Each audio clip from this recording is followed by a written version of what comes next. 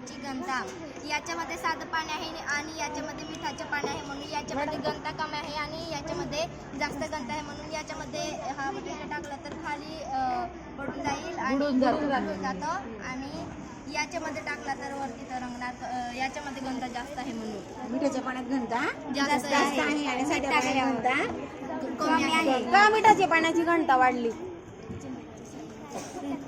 याच्यात मीठ पण काय कोणते घटक आहे कोणते घटक?